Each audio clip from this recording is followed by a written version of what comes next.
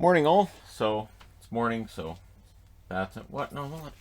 Hey, I'm apparently I'm not allowed to touch him right now. He and Bear have very different personalities. So at 8 o'clock Eastern tonight, 5 o'clock Pacific, we have one game on. So we'll talk about that first. Line A is not going to be in the lineup for Columbus, but he may be in Columbus today. And after going through short quarantine, he may make his debut for Columbus on Tuesday, which doesn't really help tonight. And since Columbus played that long game last night, I'll take Chicago in this one. Columbus is 3-2-3. Chicago's 2-3-3. It should be a fun little game, and it's the only one, so I get to just review that one on its own, just watch that one on its own at 5 o'clock, and just relax. It's going to be fun. All right, so let me know in the comment section below who you're taking to win that. Kevin Fiala will have a hearing today for a boarding incident last night against the LA Kings. Since that resulted in injury, the likelihood of a suspension to me goes up. Plus the fact it was 5 in a game for him for boarding. But it's possible that since there was 5 and a game and he was thrown out of the game, that the NHL says, all right, that's a punishment. We'll see. And Fiala, I don't think he has any kind of a record with the NHL of dangerous hits, so we'll see. David Pastrnak is likely to debut for the Bruins this season, tomorrow against the Capitals. The Bruins have managed to go 5-1-1 without Pastrnak. Now he's coming back. That should help the attack quite a bit. And, yeah, so things look a heck of a lot better for the Bruins than expected. At least by me and by most. There were a lot of different prognosticators predicting the Bruins would fall to 3rd or 4th in the division. That has not been the case. They've been one of the better teams in the division. So we'll see against the Capitals who the best in the division is. To me, that's a matchup deciding who the best team is in the East. So, should be fun. And, of course, it's Char against the Bruins for the first time since he was a Senator, which is a long time ago. So, yeah, Matt Roy was injured last night by Kevin Fiala. There hasn't been an update yet on how long he is going to be out. There's also been no update on Sean Walker. Sean Walker, of course, took a puck to the face. It was a scary incident. The Wild immediately stopped playing and got the referee's attention, and they blew the whistle. And as pointed out in the comment section for last night's review, yeah, they didn't used to blow the whistle for this stuff. Now they do. And I don't think there's a fan anywhere who's going to say, well, they shouldn't blow the whistle for the guy who just got the puck in the mouth. That's just... We understand now that you need to do this. And again, to me, it's the Matt Calvert effect. It is the Matt Calvert effect. Just the optics of how bad that looked that Calvert got hurt, and then there's a goal. The NHL doesn't want to have that happen again. Referees have been instructed. And I think players as well. You know, they understand that, yeah, it's the heat of the battle and everything, but, you know, you could see the Wild were shaken up by that incident last night, too.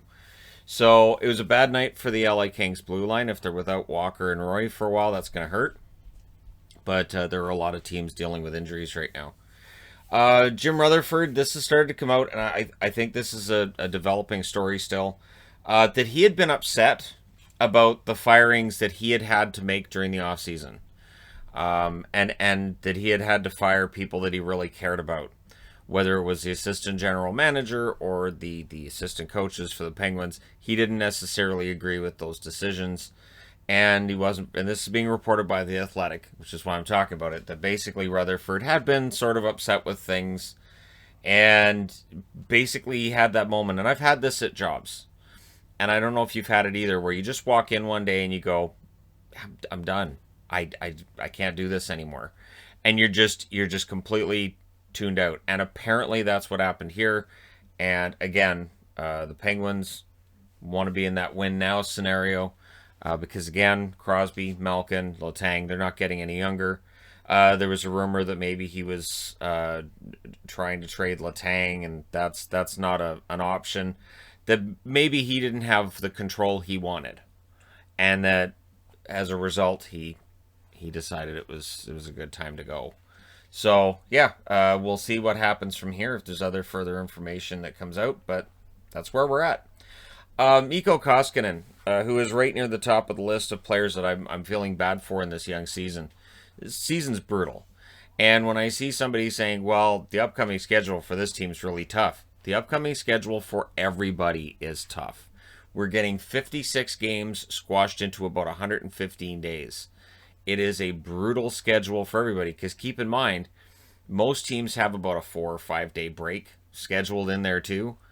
So you're squashing all those games into the remaining, 110 days? It is a brutal schedule.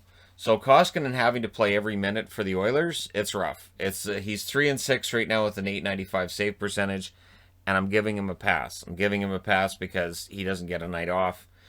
You have to wonder, though, about Skinner. Like, he's been there as the backup, and they don't even give him a minute, and just give him a look. So it says a lot about how the Oilers feel about their depth in goal. It explains why they brought Smith back. They knew they had to have somebody of NHL caliber for the backup. They didn't feel anybody else in the organization was capable of doing that job at this time. So, and with Smith being out until, rumor has it, February 8th might be when he comes back, but that's another week of Koskinen having the net by himself. And it's tough. It's really tough with this schedule being as it is.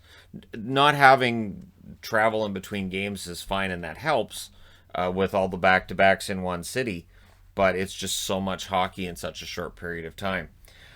Speaking of numbers with goaltenders, Matt Murray, coming out of last night's game, now has an .859 save percentage for Ottawa. But what's interesting is Tristan Jarry also has an .859 save percentage for Pittsburgh. So if the answer is, well, who's having the worst season, Jarry or Murray? The answer is yes. Yes, they are. I mean, Hogberg has got better numbers right now than Murray, and DeSmith has better numbers than Jarry. It's the world we're living in right now, and yeah, so it is a storyline with the Senators. I will be doing a video on the Senators today, and they're just abysmal season that they've had so far when there were expectations that were much higher. And I don't mean playoffs, just they were expected to be more competitive, and losing 3 games against Vancouver by a combined score of 16-3 is just, that says a lot right there. Hudobin does lead the NHL with a .958 save percentage for Dallas. And what's interesting with Dallas, too, of course, is Joe Pavelski. 4 games, 4 goals, 5 assists, 9 points out of nowhere, and scoring at the best rate of anybody in the NHL. That's not too shabby. So he's not going to keep that up. We know he's not going to keep that up. He's not going to end up scoring, what is that, 40 games? That'd be 90 points in 40 games. I don't think Pavelski can keep that up. But it's a great story. And for Dallas, so far, it's been a very successful story. And Ottinger getting his first win was kind of nice, too. I also want to throw in here, for Vancouver fans, yes, Jack Hughes, with 1 goal, 10 assists, is your top scoring defenseman. He's number 7 overall in the NHL. The interesting thing with Hughes, he's still listed as a -5. And as I mentioned in the review last night, he's got to work on the turnovers. That defensive side of the game needs to be worked on. He could really use a Mark Mathot type with him. I know Jordy Ben is a defensive defenseman, but I mean, like, a really, top-level defensive defenseman would be a good add with Hughes. But we don't have that yet, and we'll see what the Canucks do from here. But yeah, it's been a fun ride so far, and let me know, like I said, who you're picking between Columbus and Chicago. Let me know your thoughts regarding any of these items. And again, if Fiala's given a stiff suspension, I'll probably do a video with that included in it later. But hey, thank you guys so much for watching, for all your support. Channel passed 177,000 subscribers last night, so thanks for that, as the numbers just keep building at a crazy rate right now. Makes me think hockey's back. I went once 1 month during the off season with about 800 subscribers gained, and now I have 5,000 in the last month. So there you go. Thanks again. Hit like and subscribe if you haven't done so already. From me and from Shadow, can I pet him now? He's looking at me like no. So, all right, he will slap, and he will use claws. But hey, thanks again for all your support. I will talk to you again soon.